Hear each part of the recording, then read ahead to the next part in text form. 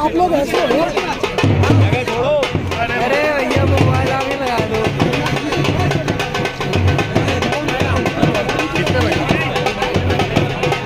इसमें कोई चुनौती की बात नहीं है। हक अधिकार की लड़ाई है। माननीय 75 साल से हमारा समाज जो है वोट डालने का काम करता रहा। आज तक हमारे कश्यप समाज को आज तक अधिकार नहीं मिला, प्रजापति समाज को नहीं मिला, नाई समाज को अधिकार नहीं मिला है। जो अधिकार जो समाज आज तक वंचित अधिकार से रहे हैं वो समाज हमारे साथ में तन मन धन से मेरे साथ में है। और हम लोग अपनी पार्टी के लोग, हमारे सुहेल देव भारतीय समाज पार्टी के माननीय ओम प्रकाश राजभर का मैं आभारी हूं जो आज उन्होंने कश्यप समाज के इस बेटा पर चुनाव लड़ाने का काम किया है।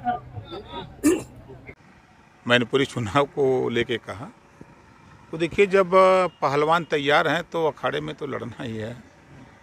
तो तैयारी आप उसको मान लीजिए, नगर निकाय के चुनाव को लेके मान लीजिए, या आप आगामी 2024 की तैयारी को लेके मान लीजिए। कितना महत्वपूर्ण मान रहे हैं मैनपुरी चुनाव पूरे देश में, प्रदेश में चर्चा है? देखिए, एक बड़े नेता, देश के बड़े नेता का निधन हुआ है तो वो सीट बहुत चर्चा में तो है ही, और तो महत्व तो है उस सीट का। आपने कहा पहलवान तैयार है, आपकी भी तैयारी है मैनपुरी में हमारा प्रत्याशी चुनाव लड़ेगा। अभी अपने नेताओं से बातचीत करके अभी प्रत्याशी भी तय कर देंगे। कितनी जीत सुनिश्चित मानते हैं कि आपका प्रत्याशी किस नंबर पे फाइट करेगा? देखिए, हम जीतने के लिए तो नहीं लड़ेंगे, झूठ नहीं बोलते हम राजनीति में। इस देश में जो वंचित समाज है, जो राजनीति से वो अछूत है, जिनको राजनीति की पहचान या राजनीति के संबंध में जानकारी नहीं है। आप जैसे इस इलाके में बड़ी संख्या में प्रजापति है, पाल है, कश्यप है, साक्य है, सैनी है, माली है, आरक है, अर्कबंसी है, बंजारा है, बैलिया, कंगार है, नाई है, गूढ़ है, कुम्हार है, लोहार है। इन लोगों की राजनीति में कोई गिनती नहीं है। तो इनको भागीदारी दिलाना, इनको जागृत करना, इनके बीच में जाकर के हम समझा रहे हैं कि देश में जातिवार जनगणना के लिए लड़ो।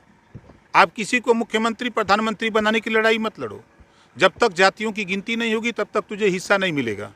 देश के 75 साल की आज़ादी में संविधान एक, देश एक, प्रधानमंत्री एक, राष्ट्रपति एक।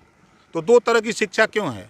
दुनिया के तमाम देशों में शिक्षा स्वास्थ्य फ्री है, तो देश में एक समान अनिवार्य और फ्री शिक्षा के लिए लड़ो। देश में गरीबों का इलाज फ्री में कैसे हो, इसके लिए लड़ो। देश में बेरोजगारी चरम पे जा रही है, वह कैसे कम हो, रोजगार परक शिक्षा देश में लागू करने के लिए लड़ो। इन तमाम चीज़ों को लेकर के आज महंगाई से हर आदमी त्रस्त है, तो महंगाई के मुद्दे पर महंगाई कैसे कम हो, इसको लेके लड़ो। इन सब चीज़ों को लेकर के हम लोग जागृत कर रहे हैं लोगों को। अपने काम जीतने के लिए लड़ रहे हैं, तो आप किसे जीतते देखना चाह रहे हैं? लड़ाई मैंने सपा और भाजपा की है? हम जनता को जागृत करने के लिए लड़ना चाहते हैं, जनता को जगाने के लिए कि भाई हम यहाँ 5 साल से मेहनत कर रहे हैं। तो 5 साल में ये परीक्षा होती है कि जैसे 6 माही तिमाही पहले परीक्षा होती थी, तो ये सेमीफाइनल फाइनल लोग बताते हैं कि सेमीफाइनल है, तो उसमें हम भी देखेंगे कितना नंबर हमको मिलता है। समाजवादी पार्टी और अखिलेश यादव के लिए किसको लड़ेंगे?